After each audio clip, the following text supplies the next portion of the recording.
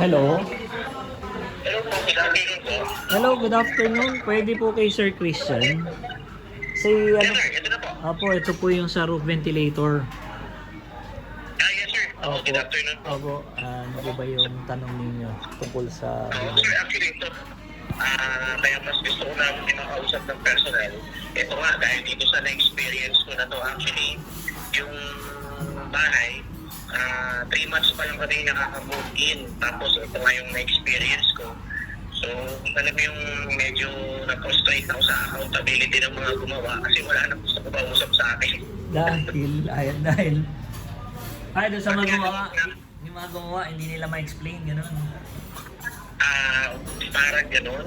So actually, mga kakilala ko pa to, nating against ako sa kontrakto, which is mas ko sa roofer sana. Kaso, ang sinasagot lang sa akin ng roofer, parang mawawala din yan, normal lang yan. Kaso, ay okay lang sir, gusto tayo sa naman. Sige lang, okay lang. Ikaw talagang literal ikaw mag-ventilator kasi bebenta out ako eh. Oo. Dahil dito, ganito yung nangyari. So yun nga, nung sinasabi ko yung concern na to, so dito, yun lang yung mga nakuha kong sagot. And then nung una nga, siyempre ako nagbabase lang din ako kung ano yung parang logic. Ginawa ko, sabi ko baka kulang yung tornilyo ng bubong. Ginawa ko, pinapuno ko ng tornilyo. Sabi ko, kumpletuhin natin ang tornilyo. Kasi siyempre parang ang thinking ko baka kaya nagpe-flex kasi mayroong part na buntes o maluwag or something. Ngayon, given na kumpleto na namin yung tornilyo, sabi ko nandun pa din yung concern. Malakas ba? After nun, wala na akong maiisip na solusyon. Siguro, unless palitan yung bubong. Kaso, hindi ko namang kaya yun dahil sabi ko, mag-iipon ulit ako, depende. So ngayon, yung contractor ang nagsabi sa akin na sabi niya, most likely kailangan niya ng ganito. Ganyan, ng ventilator. So yun, kaya po siya din yung nagturo sa akin sa inyo. Sabi niya, try niyo po itong kausapin. Kasi nga yung roofer, wala sa akin masagot yung roofer. Sinasabi lang ng roofer sa akin na mawawala din daw, antayin ko lang daw, hayaan ko lang. Kaso sabi ko, kung yung tunog ng bubong, o lagotok, ano ba, dagundong, o parang kala mo may nagpapampisa na malakas. Sabi ko, kung minimal lang, siguro kung mga 5 to 10 na tunog lang a day, makukonsider ko pwede kong pagbigyan Kaso, mayroong mga times na, especially pag mga around 8 to 9, pag yung normal yung sikat ng araw, parang may alarm ka lang for the last 3 months, gigisingin ka. Tapos pag yung mga tipong tumirik ng alas 12, alauna, mga although mas lessen kumpara nung nauna. Pero yun nga, alam mo yung feeling ko araw-araw may gumagawa sa bubong. Ilang square meters ba yung ano mo? Actually sir, may pinorward ako doon sa yun yung pinorward sa akin ng contractor. Kasi ang nangyari dito, parang kami, firewall to firewall, kasi isang malaking bubong. Usually sir, usually nangyayari talaga yung lagotok na yun sir sa mga long span So, ayun nga po, long span, rib tight, tapos isang single slope. Ang question ko sir, sa palagay mo, hindi naman nagkulang kaya yung roofer dito? Pwedeng, kasi yun sir, usually pag bagong install ang bubong, nangyayari yan, lalo na sir yung, di ba hindi naman pantay-pantay ang pagkakahigpit ng screw. Merong screw na mahigpit, merong screw na hindi masyado mahigpit.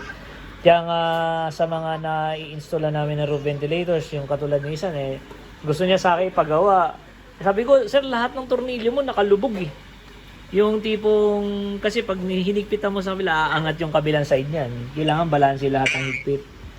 Siyempre, hindi naman ako expert pagdating doon, pero yun talaga yung hindi siya decide. Kaya kung mapapansin mo yung mga tech screw, may goma yun So, kailangan sakto lang yung higpit mo dyan. Hindi sobrang higpit, hindi naman sobrang luwag. Kailangan eksakto lang.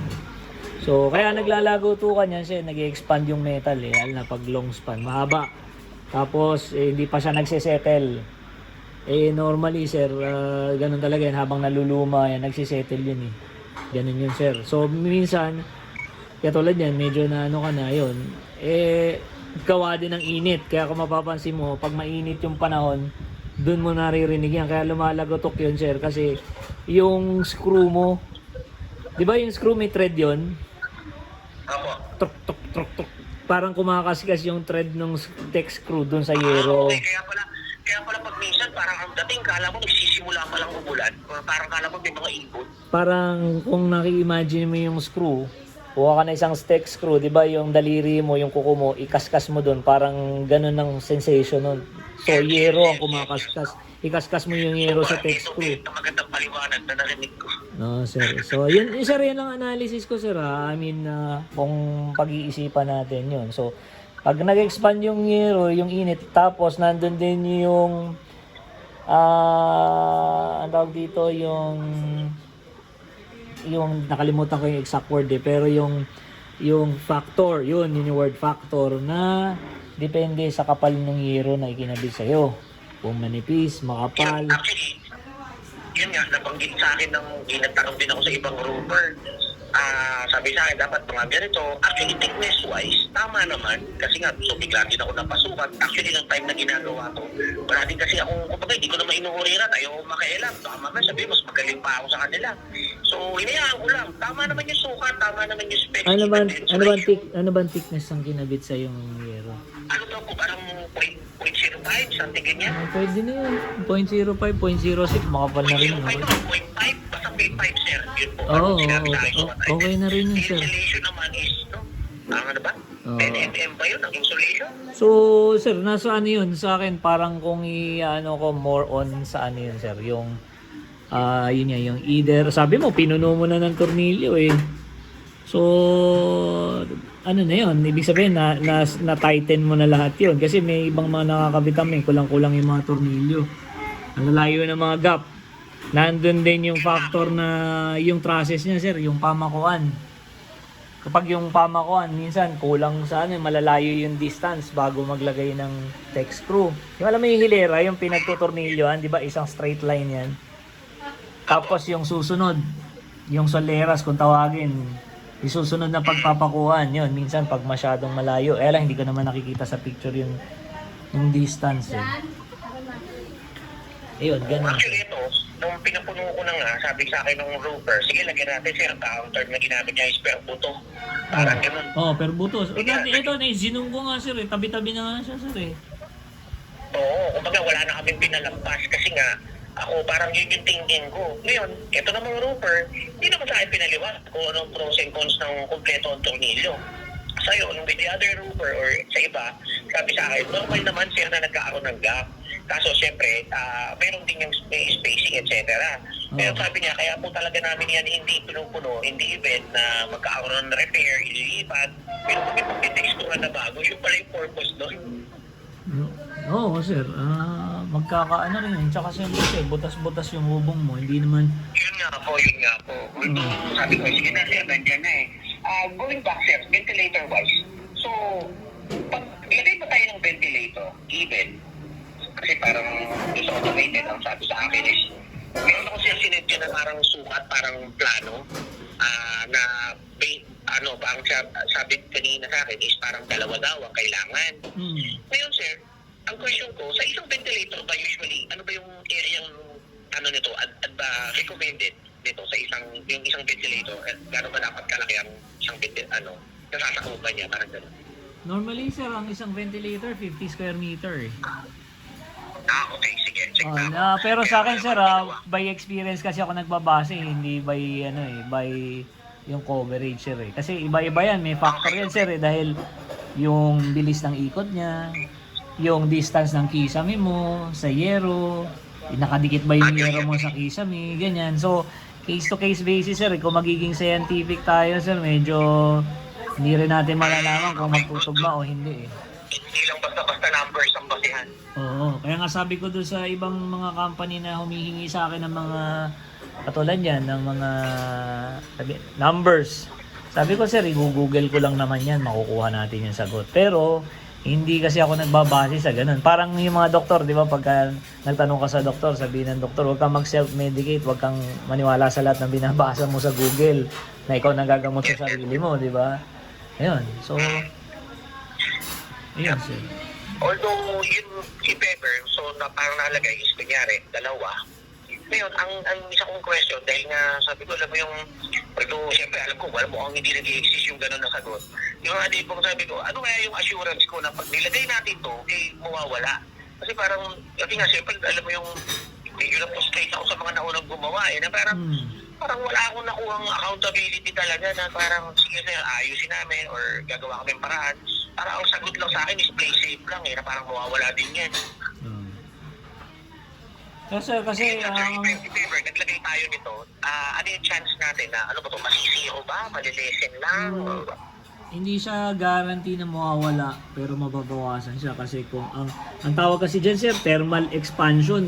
So ibig sabihin, main cause pa din is init sir, kaya nag-expand yung ano mo at times of the day nag-expand. To the fact na Oo. iba yung init din ngayon. Oo. So, kaya halimbawa sir, pwede rin kasi yan yung sa trusses ninyo. Hindi ko rin alam yung kapal ng bakal na ginamit sa yung trusses, yung pamakuha niya. So, maraming factors yun sir eh. So, yung, alam mo, mali yung pag-install ng sayero o yung purlins niya, yung steel framing niya. So, makakabawas ito sir, depende rin sa ilan. Kaya tinanong ko kung ilang square meter yung inyong bubong, yung mismong yero na nasa taas. So, okay. So, actually, kaya yun yung dalawang gusto kong matanong eh, yung about the coverage and then if ever kung masisira out or malilesen. Hindi, pero Kasi palagay mo actually, ba, ilang square meters yun?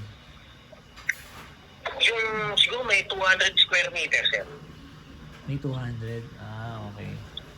Actually sir, meron akong sinend dun, ako ganong magaling dun sa pagbabasa ng plano.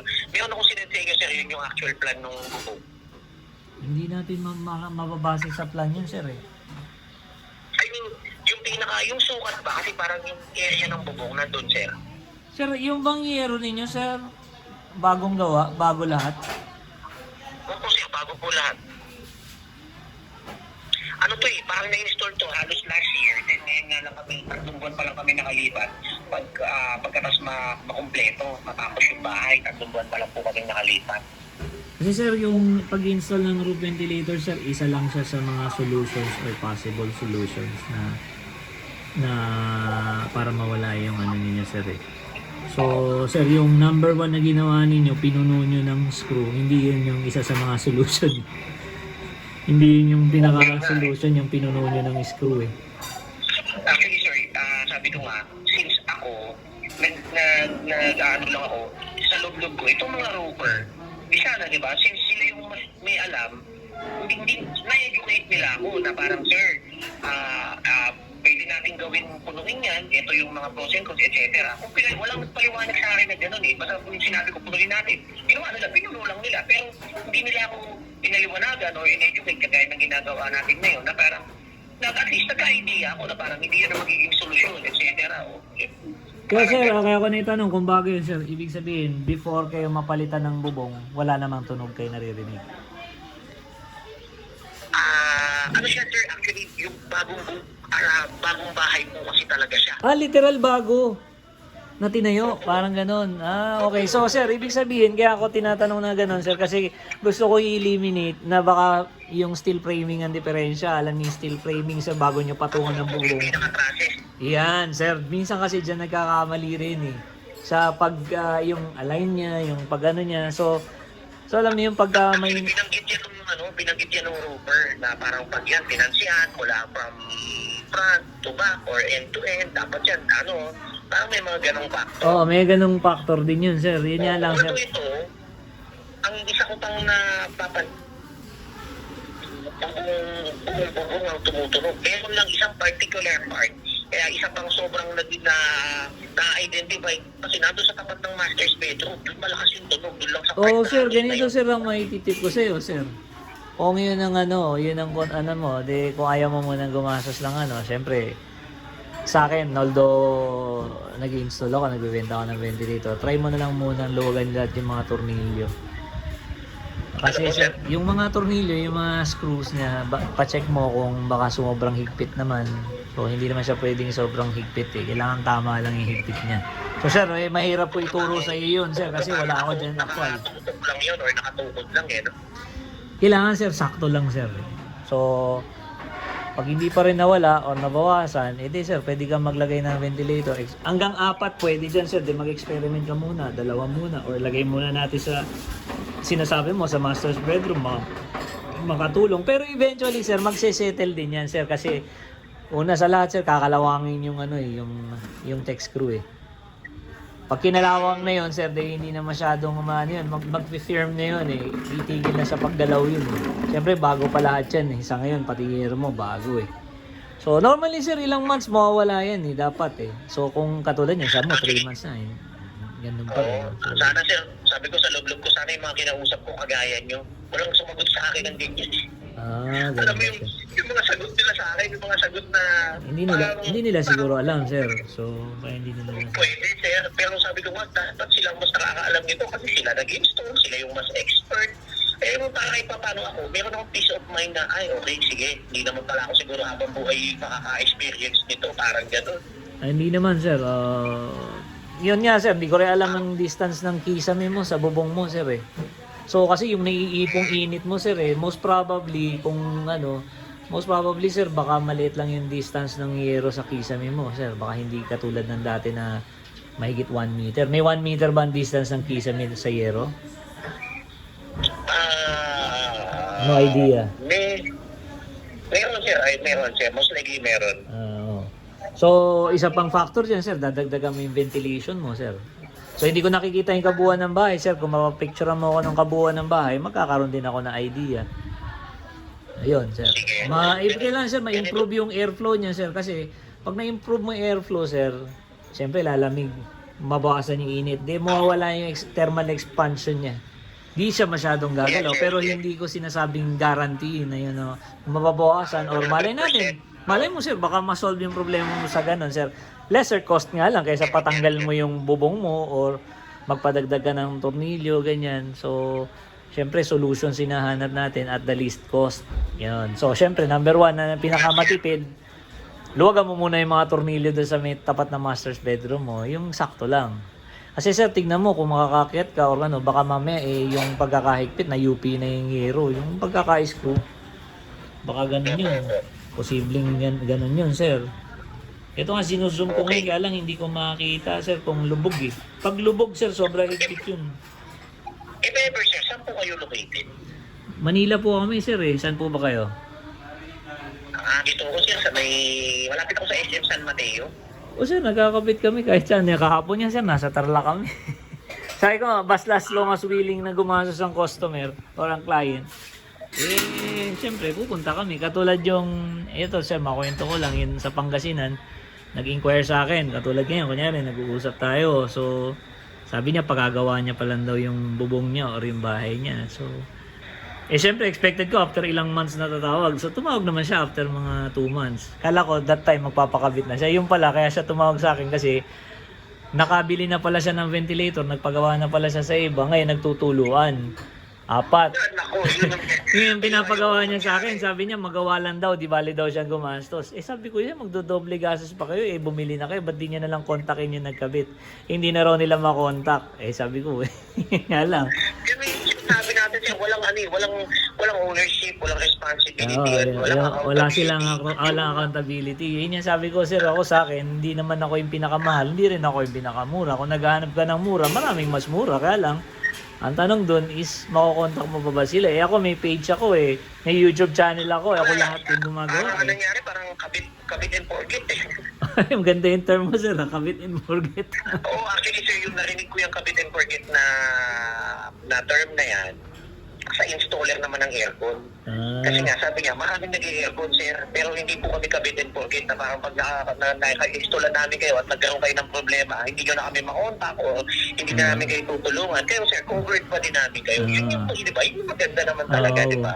Pero maganda rin, pwede rin naman yung term sa amin na kabit and forget. Ibig sabihin, once na-install yan, wala ka naiintindihan, 24 hours na lang na ikot ng ikot yan. Pwede rin. For the next 5 years.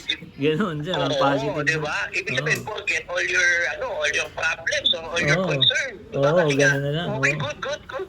Oo, sir. Ito sir, ako, actually pag nakakausap ako ng mga kagaya nyo, naiibsan yung yung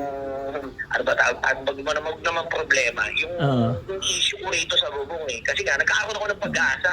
Since itong mga una ko nakausap, hindi ako mabigyan ng tamang sagot or sabi ko nga, ma-educate nila ako. Oo, Hindi tama. naman, At least kaya man lang sinabi ko, ma-educate ka man lang. Parang sa doktor ba? Sabi ko, punuin yung tornilyo. Wala, yung sinabi mo siya, tama yun. Yung isang nakausap kong roper, pinaliwanag niya sa akin yung pros and cons ng puno. Itong roper na naggawa, sinabi kong punuin. Basta pinuno na lang. Hindi naman sinabi sa akin na, oh sir, pag pinuno ko to, magiging ganito, magiging ganyan, etc. Walang ganun. Sabi ko, kaya nga tayo nag-hire ng expert dahil hindi naman tayo expert to. Kaya nga sir. Sir, yun na lang muna gawin niyo sir. Subukan niyo muna yung pa-check yung mga tornilyo na hindi ganun ka kung mapapaluwagan niyo muna yung ibang tornilyo o pa-check niyo kung hindi naman mahigpit. And then tsaka kayo mag-move. Mahigpit or maluwag, Oo, pasiguro niyo lang. Then pag hindi pa rin nabawasan sir, pwede niyo try yung ventilator. Anyway, wala namang mawawala sa inyo sir, aside from gagastos kayo, at least yung init sa bahay mababawasan naman. Yun yung naman. Kasi pag sobrang kulog yung init dun sa loob, dito nagre-reflect hanggang sa loob ng bahay, which is kaya minsan nagka-crack yung ceiling, Ganun? Tama po yung pumuputok yung yung paint natin sa kisame natin dahil sa init. So, Okay. I mean, hindi ko masabi sir na mawawala, pero yung init mababawasan sigurado.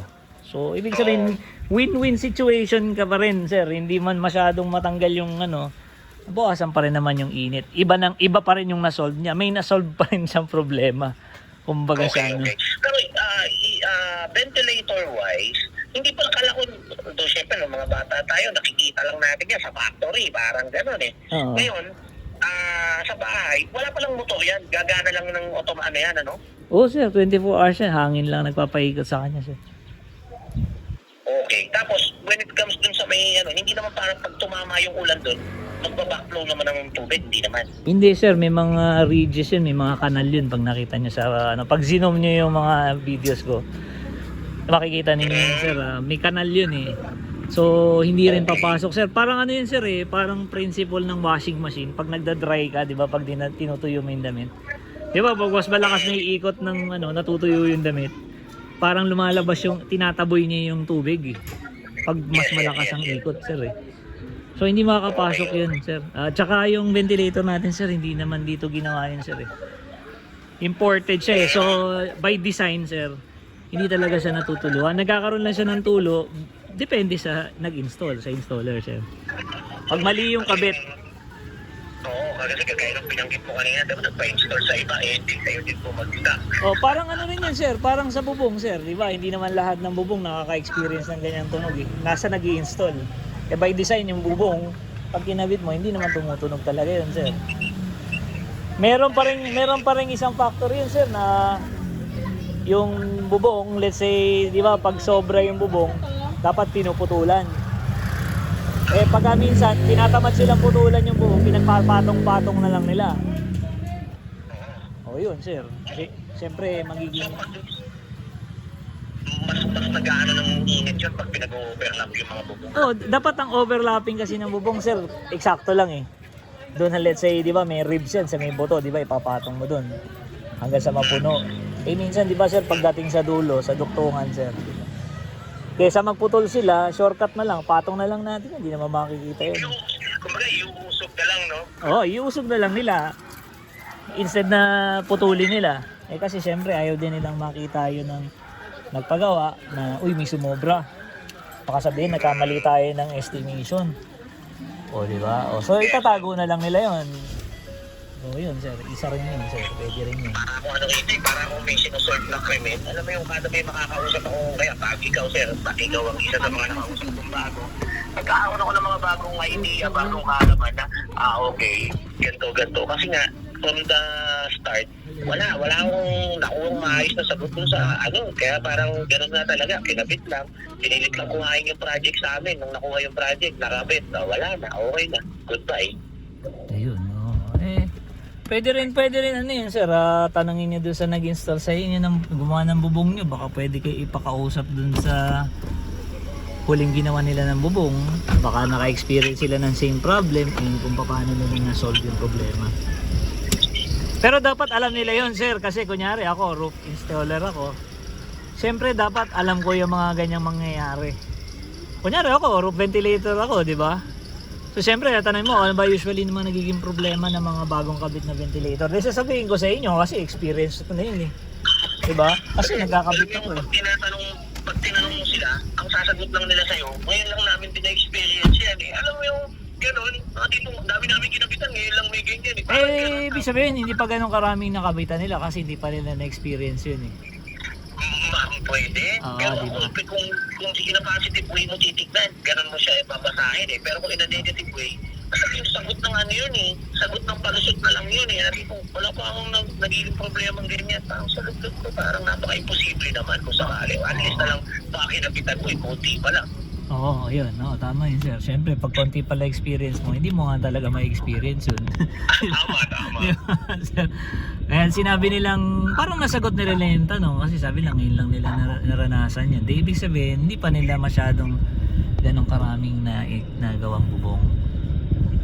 Ayun, sir. Although yung isa kong nakausap na roofer, sabi niya, base sa laki ng area ng bubong, most likely sabi niya, pero mo, sabi niya sa akin, possible talaga na magkakaroon ng ganyang concern. Sabi niya, lalo na yung considering sa init, pero kasi biruin mo, isang ano lang yan eh. Parang, sabi niya, ang binigay niya pa nga naman sa example, sabi niya yung kawali, ilagay mo sa apoy, di ba tumutunog? Sabi niya, Oo, sir. parang ganun yung, sabi niya, parang ganun yung nangyari ngayon sa bubong mo, sir, isang malaking area yan, tapos mo tatamaan ng araw. Oo, sir, ang laki ng base sa picture, parang ang laki niya. Ang estimate ko nga yan, sir, mga 4 eh. Pero since na pinpoint mo naman kung saan lang nanggagaling yung tunog, pwede ka dun magsimula kung mag-decide ka lang na maglagay. Parang Pero yun Yun naman yung isa kong ano sa kanya. Ano ba yung Meron lang siya chicken? Ano ba? ano yun? Yun lang napansin ko sa kanya. Meron lang siyang area na, itong area na to na nasa master, dalawang side eh. Hindi ko na Parang tawagan nandun sa lang yung galing yung ingay. Kaya sabi ko, puta, hindi kaya yung kukulang na yun ang may diferensya. Posible yun, sir. Either yung area ng bubong na yun or yung trusses ng bubong na yun. Oo, no? Kasi kung Oo. titignan mo, parang kung buong, kaya nga tinatry kong i-isolate, sabi ko, ang may diferensya yun nagkabit, most likely buong bubong mag-iingay. Oo. Pero parang ako, ito lang part na to, baka naman ako dito lang sa I'm not sure, sabi ko, pero pag siguro kinukumbinsi ko na lang yung sarili ko. Oo, eh. Ayun, sir, observable. Ganito na ako, sir. Unang-una, sobrang salamat sa pagtawag sa oras. Malaking bagay sir, malaking tulong. Pero yung ano ko, siguro i-observe ko pa. Then, gusto ko din makonsider yung ventilator kasi nga, even, hindi mo siya 100% mawawala ang tunog. Pero yun nga, yung ventilation wise, syempre mas gaganda yung cooling siguro dito sa in-between ng ceiling at roof. So sir, malaking bagay yan sir, lalo na kung ang bahay mo is 2-story. Kasi sir, karamihan ng mga nagpapa-install sa amin, mga townhouses, mga 2-story houses, ang complaints nila pag tanghali, hindi sila makakakit sa second floor nila, sobrang init. Hindi sila makatambay and aircon nila, pag binuksan nila, ang tagal lumamig. So ngayon, ang nangyayari, Yan, totoo. After- May mga ganyang factor. after natin maglagay, yun ang number 1 mong mararamdaman. Yung Ito yung binibenta eh. pagbukas mo ng aircon, sandali lang, malamig agad yung kwarto. O kaya pag tanghali, makakakit ka na sa second floor mo, hindi na ganun kainit. Sa kanya. Oo, buo pa. Yan nga. Hindi ka parang ino-open. Oo, sir. Pag sabihin, pwede ka nang tumambay sa second floor pagka katanghalian. Usually, hanggang 3 o'clock talaga mainit na mainit, sir. Eh. Hindi Wala nyo kaputukan ng init, sir. Wala na yun sa bangko. Ganun. Kaya kagaya ng time speaking, hindi naman siya natunog ngayon. Pero kanina mga alas 8, alas 9. Usually, sir, sa umaga talaga tumutunog, sir. Yung ano nangyayari pag nagta-transition yung lamig, kasi syempre sa gabi, hindi naman siya tutunog. Dahil Kasi malamig. sir, ano na eh, Pag buong... nagta-transition yung lamig pa umaga, Tama kayo, sir. Tsaka may moisture pa yung bubong nyo, malamig-lamig pa, hindi pa mag-expand yun, sir. Eh. Nato ka na. So, katagalan yun, sir. Talaga pagka, nakasettle na yung ano niya, wala na yun, nananasaan. Tapos pahapon na naman yan, sir. Baka pagpalamig na ulit, tutunog ulit yan, sir. Ayun. sobrang salamat sir sa mga ano mo sa sinabi mo. Eh, at least, sir, Kung baka... parang siya panalo na ako sa sinabi mo. Ayun, sir. O, sir nyo. O kaya, sir, o, pag wala kayong gagawin, hintayin nyo na lang 1 taon. Pag nawala, tiisin nyo na lang muna. Hindi mawala na siya ng kusa. Ano ba ginagawa? Sabi ko nga ginagawa ko sir. Dalawa lang gagawin ko. Isa nilakasan ko yung TV o else aalis ako. Ayun. Babalik ako hapon. Ayun na nga lang, sir. Sige, sir, balitaan niyo ako, sir. Kung nasolve niyo, di ako naman na makakuha ng impormasyon sa inyo. Jan ang pangalan ko, sir. Sinigang pa pala. Pero yung sa page ko, Kobe. Ang pangalan ko. Okay. Sige, sir. Salamat ng marami, sir. Marami pa kayo matutulungan, I'm sure. More power. Sige, sir. Salamat din. Okay, sir. Sinigang pa. Thank you po. Okay. With sinigang.